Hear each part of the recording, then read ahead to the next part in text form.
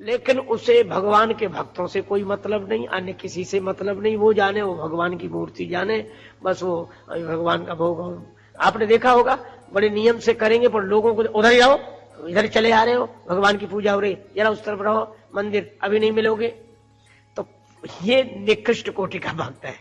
ये मूर्ति में तो भगवान को देख रहा है, पर इंसान में से भगवान नहीं दिख रहे, न किसी भक्त में दिख रहे। मुझे एक बात याद आई, एक भक्त थे जिसका भगवान के भक्तों से प्रेम हो। अच्छा भाई, और जो ना समझ है, अज्ञानी है, उन पर कृपा का भाव। और जो भगवान का विरोध करने वाले नास्तिक हैं, उनके प्रति उपेक्षा का भाव। उनकी सुनो ही नहीं। तेरी जुदा पसंद है, मेरी जुदा पसंद, तुझको खुद ही पसंद है, मुझको खुदा पसंद।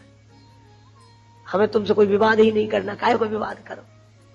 तो जो ऐसा हो कि भगवान के भक्तों से प्रेम करे, मूर्ख और अज्ञानियों पर कृपा का भाव रखे, भगवान से प्रेम, उनके भक्तों से मित्रता और अज्ञानियों पर कृपा, तब तथा भगवान से द्वेष करने वालों की उपेक्षा करता है, वह मध्यम कोटि का भक्त है, भागवत है।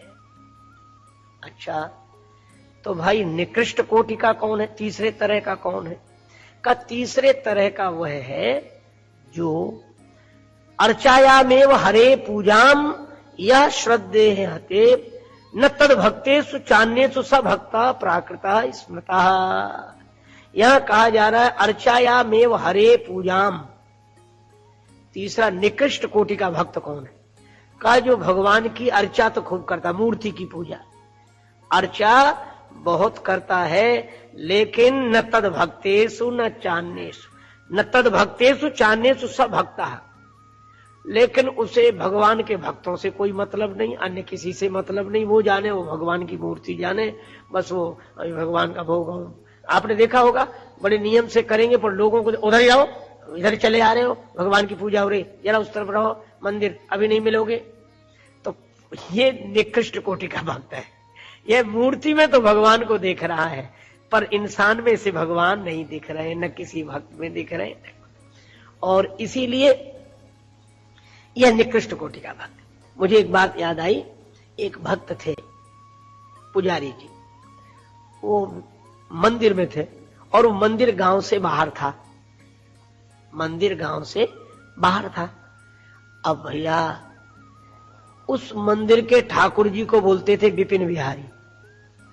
सो पुजारी जी और उनकी पत्नी सुमति कुमारी दोनों मंदिर में रहते थे, भगवान की पूजा करते थे। एक महात्मा थे, वो कभी कभी आते थे दर्शन करने के लिए।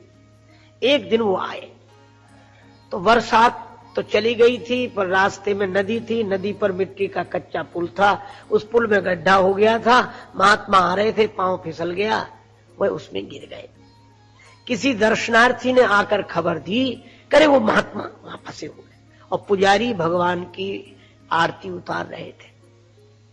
और जो पुजारी जी ने सुना तो भगवान की आरती छोड़ दी, दौड़े दौड़े गए और संत को निकाला। हे भगवान, लोगों ने बड़ा विरोध किया, ये पुजारी, ये भक्त है, भगवान की आरती छोड़कर चला गया, भगवान की पूजा छोड़कर चला गया, यह तो ऐसा नहीं करना चाहिए इसे। पर पुजारी ने किसी की नहीं सुनी, संत को ले आए, स्नान कराया, वस्त्र बदलाए, बड़ी सेवा की। संत बड़े प्रसन्न हुए, सवेरे जाते जाते बोले शरद पूर्णिमा के दिन फिर आऊंगा। तो शरद पूर्णिमा के एक दिन पहले पुजारी ने सोचा कि कल संत आवेंगे, पत्नी से कहा ये मिट्टी का जो गड्ढा हो गया है, यहां मिट्टी डालकर इस गड्ढे को एक सा कर दे ताकि संत को आने में कष्ट न हो। और पुजारी जी बोले मजदूरों से यह काम नहीं कराएंगे, हम लोग खुद करेंगे। सुमति कुमारी बोली ठीक है। अब पुजारी जी मिट्टी खोदते और टोकनी में भरते, और सुमति कुमारी टोकनी सिर पर रखकर उस गड्ढे में मिट्टी डालते। एक संत ने लिखा, तनसो सहत दुख, मनसो करत काम, मुखसो जपत नाम श्याम यदुवीर को। और उसी समय क्या हुआ, ये ग्वाला छोटा सा नन्हा बड़ा सुदर्शन बालक दौड़ता हुआ आया। देखो विनीत शीघ्र सती को सहायक बन, बन से सिधायो एक बालक अहीर को। एक ग्वाला आ गया और मुस्कुरा कर देखा सुमति कुमारी की ओर, इतना सुंदर मनोहारी बालक। बोला तो कुछ नहीं, टोकनी उठाई, वो मिट्टी से भरी टोकनी उठा के सिर पे रखी, टोकनी उठाई ठानी काम की न डोल्यो कहूं, और बानी मधुर बोल्यो हरैया पर पीर को। और बोले क्या? बोले मैया घर जाओ, तुम घर जाओ, तुम्हारी जगह हम मिट्टी डालेंगे। मैया घर जाओ पे समैया पे रखियो ध्यान, कल ध्यान रखना शरद पूर्णिमा है, दिवैयो प्रसाद मोह पूरी और खीर को। सुमति कुमारी बोली ठीक है बेटा। सुमति कुमारी तो चली गई। पुजारी जी क्या पता कौन डाल रहा मिट्टी। कमर सीधी करने के लिए खड़े हुए, जो पीछे देखा तो दृष्टि पछारी परत ही भये दो दग लाल, पत्नी के शुभ काम को करत बिलो को ग्वाल। बड़े नाराज हुए और कुदाल लेकर दौड़े उस बच्चे के पीछे। तू कहां से आ गया बीच में? संत की सेवा तो हम अपने हाथ से ही कर रहे थे। तो बोले आयो कहां ते मूढ़ मार्ग बनावन हेतु, सुकृत बटाए ले तो सुमति कुमारी के, और दांत कटकटात गारी देत पिछारी परे, तजके कुदारी कहे जात कहां दारी के। अभी देखता हूं। कुदारी लेके पीछे, और बालक भी अब डर गया, तो मिट्टी तो नहीं डाल पाया, टोकनी सिर पे ही रख के भागा, और पुजारी पीछे कान पकड़ के तमाचा लगाऊंगा। पर वो बालक भी बड़ा विचित्र था, उसे इधर उधर जगह नहीं मिली भागने की, तो मंदिर में ही घुस गए। मंदिर में प्रवेशो विनीत जू विचित्र बाल, और देख के चरित्र चक्षु चकित पुजारी के। जो चरित्र देखा तो पुजारी का सारा क्रोध शांत हो गया। देखा क्या? जिस आसन पर बैठ के पुजारी दर्शकों को चरणामृत देते थे, आसन पे टोकनी, वहां तो टोकनी पड़ी थी, और मिट्टी कहां? आसन पे टोकनी, सिंहासन पे माटी पड़ी, और अंगन पे धूल चढ़ी विपिन बिहारी गए। भगवान के अंगों पर धूल। पुजारी रोने लगे, मैं काहे का भक्त हूं, इतना बड़ा अपराध किया। तो मंदिर से आवाज आई, भगवान ने कहा कि तुम ही भक्त हो। कैसे?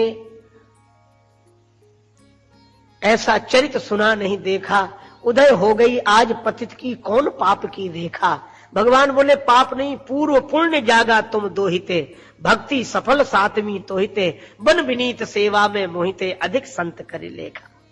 तुम भक्त हो, उत्तम भागवत हो। क्यों?